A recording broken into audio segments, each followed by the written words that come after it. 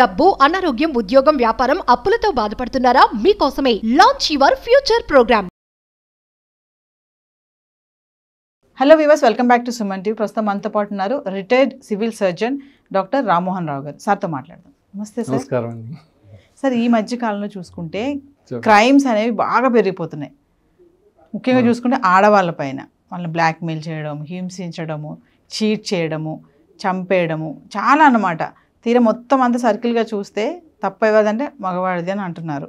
అంటే నిజంగా మగవాడిదే తప్ప, వాళ్ళది ఏం తప్పు లేదా అంటే ఏం చెప్తారు? రీసెంట్గా కూడా చాలా కేసెస్ జరిగాయి, మనం మాట్లాడుకుందాం. ఓకే అండి, జరిగి ఉండొచ్చండి.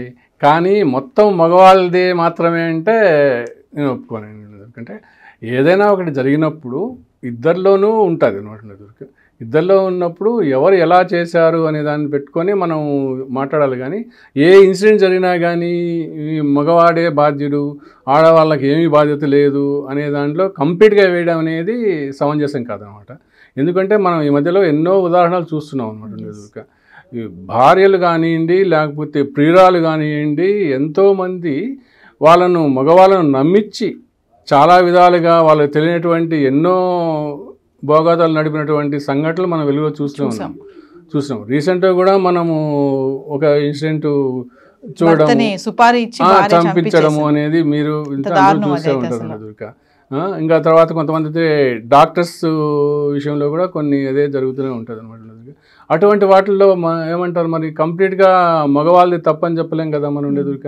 అట్లాంటివి ఎన్నో జరుగుతున్నాయి. అంతేగాని దానికోసము కంప్లీట్గా మగవాళ్ళని బాధ్యత చేయదు. ఇరువైపుల నుంచి మనం ప్రధాన ఉద్దేశము క్రైమ్ జరగకుండా చూడడము, వాళ్ళలోనూ వీళ్ళలోనూ మార్పు వచ్చేసి హ్యాపీగా ఉండేట్టు చూసుకోవాలి. కానీ వాళ్ళను ఒకరి మీద రివెంజ్ తీసుకొని వాళ్ళను చేయడము, నీకు అక్రమ సంబంధాలు పెట్టుకోండొచ్చు. పెట్టుకునేంత మాత్రాన నువ్వు వాళ్ళను బలి చేయడం అనేది, ఆడవాళ్ళు మగవాళ్ళను బలి చేయడం అనేది కానివ్వండి, మగవాళ్ళు ఆడవాళ్ళను బలి చేయడం అనేది కానివ్వండి, ఎంత మాత్రం సమంజసం కాదండి. ప్రస్తుతము మన నవనాగరిక సమాజంలో ఉన్నాం అనమాట. మరి దానికి అన్నిటికీ కారణం ఒక విధంగా చెప్పాలంటే విపరీతమైన ఓటీటీలు వస్తున్నాయండి మనం ఉండేదుక. మనం వాళ్ళని నేనేమి ఓటీటీల్లో చూపదని చెప్పొద్దు. చూసిన వాళ్ళు మీరు మంచిని తీసుకోండి ఉండేదుక. అంతేగాని వాళ్ళు అట్లా చేసినారు, ఇట్లా చేసినారు, మేమంతా చేయకూడదు అట్లా అని చెప్పి అనేది, అది ఆలోచన ధోరణం మార్చుకోవాలన్నమాట. ఇంకా ఎంత దారుణం అంటే సార్, ప్రియుడు మోజులో పడి పిల్లల్ని కూడా చంపేస్తున్నారు, అడ్డం వస్తున్నారు పిల్లలు. అది చాలా జరుగుతుందండి. ఎందుకంటే ఒకటి కాదు, రెండు కాదు, అది ఎన్నో సంఘటనలు, మనం బయటకు రాని సంఘటనలు ఎన్నో ఉంటాయి. మనకు కొన్ని బయటకు వచ్చేటి, కొన్ని బయటకు రాని సంఘటనలు, చెప్పుకోని సంఘటనలు ఎన్నో జరుగుతూ ఉన్నాయి అనమాట. వాటిలన్నింటినీ కూడా మనం నిర్ద్వందంగా ఖండించాలన్నమాట. కాబట్టి ఎట్టి పరిస్థితుల్లోనూ నాకు తెలిసినటువంటి, ఎందుకంటే చిన్నపిల్లలప్పటి నుంచే మగవాళ్ళని కానివ్వండి, ఆడవాళ్ళను ఒక్కరినే కాదు, వాళ్ళు పెంచే ధోరణి, పేరెంట్స్ వాళ్ళను సద్బుద్ధులు చెప్పడము, మంచి మార్గంలో జరగడము అనేది ఇప్పటి నుంచే నేర్పిస్తేనే కానీ వాళ్ళు ఒక ఏజ్కి వచ్చిన తర్వాత ఏమి వాళ్ళను కొద్దిగా ఆలోచన ధోరణిలో మార్పు వస్తుంది అనమాట. అలా కాకుండా విచ్చలవిడిగా వదిలేసాం అనుకోండి. ఎందుకంటే వీళ్ళ పేరెంట్స్ వాళ్ళ పాటికి వాళ్ళు సంపాదించుకోవడంలోనూ, వాళ్ళ పాటికి ఉండడంలోనూ, వాళ్ళ పేరెంట్స్కు ఈ చిల్డ్రన్స్కు ఎలాంటి ఇది ఉంటుంది అనమాట. వాళ్ళ ఇష్టమైన ధోరణిలో వాళ్ళు పెరుగుతారు అనమాట. అలా కాకుండా ఎప్పుడు కూడా మానిటర్ చేస్తూ ఉండాలన్నమాట. అప్పటి నుంచే పిల్లల నుంచి మానిటర్ చేస్తూనే వాళ్ళకు ఒకటి వస్తుంది అనమాట. నాకు ఈ మధ్య తెలిసిన సంఘటనలు, ఎందుకంటే మగవాళ్ళు కూడా ఇప్పుడు ఏం చేస్తున్నారు, ఒక టీచర్ ఉన్నాయండి, ఒక ప్రైవేట్ స్కూల్లో ఒక టీచర్ ఉంది. వాళ్ళ అమ్మ కూడా టీచర్గా చేస్తుంది, ఒక అమ్మాయి వాళ్ళ అమ్మ. సరే, ఆ అమ్మాయికి ట్యూషన్ చెప్తా, బాగా మ్యాథ్స్ చెప్తాడులే అని చెప్పని, మంచి ఉండాలి అని చెప్పని ట్యూషన్కి పంపించింది అనమాట. వాళ్ళ ఇంటికి వచ్చి ట్యూషన్ చెప్పారు, అమ్మాయి ఇంటికి వచ్చి ట్యూషన్ చెప్పేవాళ్ళు అనమాట. ఏంటంటే ఆయన భార్య పుట్టింటికి పోయిందండి, డెలివరీకి వెళ్తే ఏమండి, ఒక 9 నెలలు ఇది ఉండలేరా. అందుకని ఆయనకు విరహం ఎక్కువైపోయి ఆ అమ్మాయితో చిన్నగా చాట్ చేయడము ఏదైతే చదువుకుంటుంది కానీ సెల్లో వాళ్ళ మదర్ ఇచ్చింది అమ్మాయికి. దాన్ని తీసుకొని ఆ అమ్మాయి కూడా నెమ్మదిగా వచ్చింది. ఎందుకంటే అమ్మాయి అభ్యాసం తెలియదు, 8th క్లాస్ అమ్మాయి అభ్యాసం తెలియదు. అటువంటి వాళ్ళను ట్రాప్ చేయడం అనేది మగవాళ్ళ ఇది కూడా కాదు కదా. కానీ మొత్తానికి వాళ్ళ అమ్మ కనుక్కొని అవి తీసుకొని వాళ్ళ అమ్మాయికి నచ్చజెప్పి, అంటే అమ్మాయి అవును అట్లా నచ్చజెప్తే వాళ్ళు మారుతారనమాట. అబ్బాయిని కూడా చీవాట్లు పెట్టి, ఎందుకంటే 10 మందిలో పెడితే అబ్బాయి పరుగు పోతుంది అనమాట. అట్లా లేకుండా అబ్బాయిని కూడా నచ్చజెప్పేస్తుంది. అట్లాంటివి ఎల్లో జరుగుతున్నాయి. కాబట్టి ఇప్పుడున్న పరిస్థితుల్లో మగవాళ్ళు కానీ ఆడవాళ్ళు కానివ్వండి మా ఆలోచన ధోరణి మార్చుకోవాలండి. ఎన్నో సంఘటనలు ఎందుకు వస్తాయి ఇవన్నీ కూడా. ఇప్పుడు అక్రమ సంబంధాలు పెట్టుకోవాల్సిన అవసరం ఏముంటుందండి ఉండేదొరిక. కొన్ని సందర్భాల్లో మాకు ఇది లేదు, మాకు ఉండలేదు, చేయలేదు అనుకునేటంటే ఇలాంటి క్రిమినల్ ధోరణి మానుకోవాలన్నమాట. అంటే అక్రమ సంబంధం వరకు ఉంటే పర్వాలేదు, అక్కడి నుంచి మళ్ళీ వీళ్ళు చంపేదాకా వెళ్ళిపోతుంది. అదే చెప్పేది. అది చాలా దానివల్ల ఏమవుతుంది, నువ్వు మళ్ళీ ఎప్పుడవుతావు నువ్వు దొరుకుతావు, నీ లైఫ్ ఏమవుతుంది, నువ్వు కటకటాల పాలవుతావు అనమాట. పోనీ నువ్వేమైనా బాగుపడతావా, చంపేసినాక నువ్వేమైనా సుఖంగా ఉండవు కదా అన్నది. అటువంటిప్పుడు ఇవన్నీ ఎందుకండి ఉండేదొరిక. ఇలా ధోరణులు ఎందుకు మార్చుకోవాలా? సాధ్యమైనంత వరకు మానుకోండి. తెలుసో తెలియకో కొన్ని తప్పులు చేస్తుంటారు మీరు ఉండేదొరిక.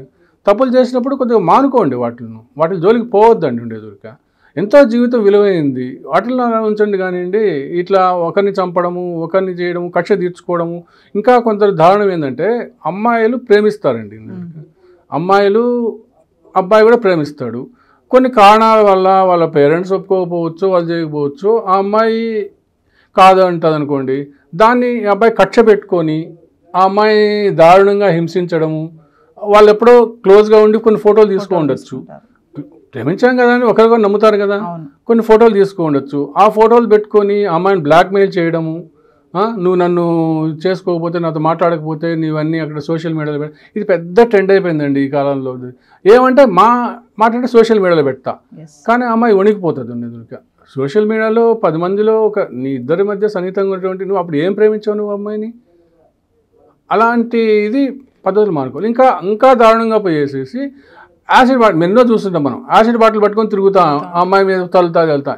ఏమి విపరీత ధోరణి అండి వీళ్ళందరినీ. నేను చెప్పాలంటే సైకిక్ మెంటాలిటీలో సైకియాట్రీ వాడికి పంపించాలండి. ఇలాంటి మగవాళ్ళని కానీ ఆడవాళ్ళని కానీ, ఆడవాళ్ళని కూడా ఇట్లా చేసే వాళ్ళను ఉన్నవాళ్ళే కాదు, వాళ్ళు కూడా చాలు. కానీ మగవాళ్ళు చెప్పుకోలేక ఏమంటే చట్టాలు అనుకూలంగా ఆడవాళ్ళకు ఉన్నాయి కాబట్టి వాళ్ళు మేము ఏం చేసినా చెల్లుతుందిలే అనే ఉద్దేశంతో ఆడవాళ్ళం అనే ఒక సానుభూతి కూడా ఉంటుంది అని ఇష్టం వచ్చినట్టు చేస్తున్నారు.